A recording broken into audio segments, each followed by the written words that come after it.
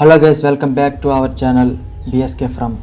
Previous 2 వీడియోస్కి part 1 part 2కి ఇప్పుడిప్పుడే సపోర్ట్ వస్తుంది. ఓ 200 వ్యూస్ దాటితే పార్ట్ 3 చేద్దాం అనుకున్నా, దాటేసింది 300కి కూడా. కాబట్టి ఇవి పార్ట్ 3 చేస్తా. కొత్తగా వచ్చిన వాళ్ళు కొంచెం సబ్స్క్రైబ్ చేసి సపోర్ట్ ఇస్తే ఇంకా వేరంగా రకరకాల కంటెంట్స్తో మిమ్మల్ని ఎంటర్టైన్ చేస్తూనే ఉంటా, భయపెడుతూనే ఉంటా. ఇలాంటి రియల్ స్టోరీస్ ఎక్కడున్నా సరే వెతికి మరీ పట్టుకొని మీకు చెప్తా ఖచ్చితంగా. ప్రీవియస్ వీడియోస్ పార్ట్ 2లో చెప్పినట్లు ఆ రూమ్స్ని ఖాళీ చేసి పక్కన విలేజ్కి వెళ్ళిపోయారు. అక్కడ కూడా ఎలాంటి అనుమానాస్పదమైన కొన్ని ఇన్సిడెంట్స్ జరిగాయి. ఆ ఇన్సిడెంట్స్ పేరే ది అవుట్ సైడ్. నలుగురు కలిసి ఒకే రూమ్ తీసుకున్నారు. అక్కడ జరిగిన ఇన్సిడెంట్స్ మైండ్లోంచి పోవట్లేదని చెప్పి అందరూ కలిసి మూవీకి వెళ్ళాలని ప్లాన్ చేశారు. నైట్ సెకండ్ షోకి వెళ్దామని దగ్గరలోని థియేటర్లో టికెట్స్ బుక్ చేసుకున్నారు.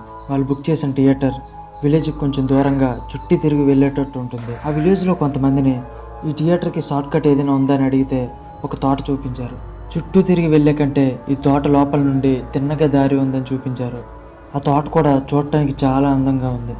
రాత్రి అయింది, అందరూ రెడీ అవుతున్నారు.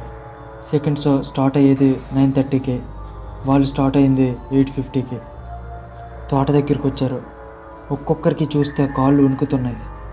ఎందుకంటే మార్నింగ్ చూసిన తోటకి ఇప్పుడు చూస్తున్న తోటకి చాలా తేడా ఉంది. అయినా సరే నలుగురు ఉన్నాం కదా అనుకొని నడవటం స్టార్ట్ చేశారు. కొంచెం దూరం నడిచేసరికి వాళ్ళు నలుగురు ఉన్నారు. కానీ ఒక్కొక్కరికి ఏమనిపిస్తుందంటే వాళ్ళతో పాటు 5వ వ్యక్తి ఎవరో ఉన్నారు. ఏమైందో తెలీదు. ఒకరి గుండె చప్పుట్లు ఇంకోరికి వినిపిస్తున్నాయి, ఒకరి భయం ఇంకొకరు తెలుస్తుంది. నలుగురు ఒకేసారి ఆగారు. మా అన్నయ్య ఏదైతే అది అయింది, చుట్టూ తిరిగే వెళ్దామని వెనక్కి తిరిగి చూస్తే వాళ్ళు వెళ్తున్న దారి వస్తున్న దారి ఒకేలా ఉన్నాయి. ఎవరికి ఏ అర్థం కావట్లేదు. మొబైల్స్ కూడా టైంకి వర్క్ అవ్వట్లేదు, అసలు ఆన్ అవ్వట్లేదు.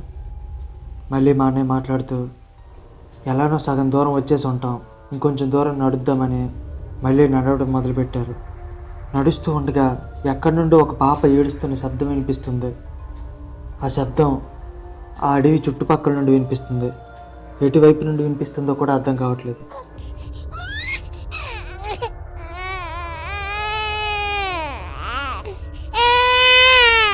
నలుగురిలో ఒకడు మన దగ్గరికి వచ్చేసి ఉంటాం, అందుకే సౌండ్ వినిపిస్తుంది అని అంటున్నాడు. హఠాత్తుగా పాప ఏడుపు ఆగిపోయింది.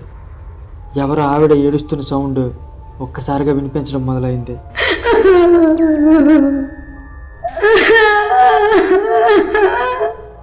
ఆ శబ్దం విన్న ఒక్కొక్కరికి హాట్ ప్యాంట్లోనికి వచ్చేసింది.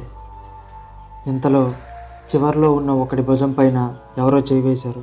నాతో వచ్చిన ముగ్గురు నా ముందే ఉన్నారు, కానీ వెనకాల ఎవరు చేయి వేశారు అని ఒక్కసారిగా గట్టిగా అరిచాడు. అంతే, ఒక్కొక్కరు వాళ్ళు గుండెని చేతితో పట్టుకొని పరిగెత్తారు. పరిగెడుతుండగా దూరంగా ఒక వెలుగు కనిపించింది. ఆ దారి నుండి వాళ్ళు బయటకు వచ్చేశారు. ఆ విలేజ్లో ఉండే కొంతమంది అక్కడికి వచ్చారు. ఏమైంది బాబు, లోపలికి ఎందుకు వెళ్ళారు అని అడిగారు. సినిమా థియేటర్కి వెళ్ళడానికి దగ్గర దారి ఇదే అని చెప్పారు కదా ఉదయం అని అన్నాడు. మేము చెప్పింది నువ్వు ఉదయం వెళ్తావని, కానీ రాత్రి వెళ్తారని తెలియదు. రాత్రి ఇది చాలా ప్రమాదకరమైంది. కొన్ని సంవత్సరాల క్రితం ఒక ఆమె తన పాపను వెతుక్కుంటూ ఈ అడవిలోనికి వెళ్ళింది రాత్రిపూట.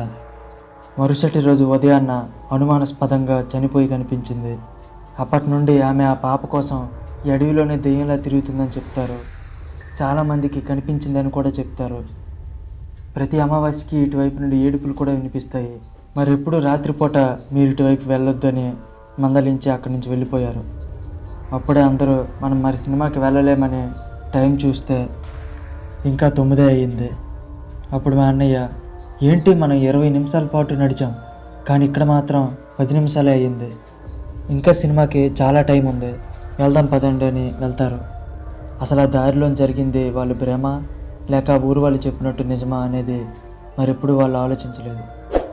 ఇంకా కొత్తగా ఈ ఛానల్కి వచ్చిన వాళ్ళు కొంచెం సబ్స్క్రైబ్ చేసుకోండి. ఇంకా చాలా రియల్ స్టోరీస్ మీ ముందుకు తీసుకొస్తాం. ఇక ఉంటా, బాయ్.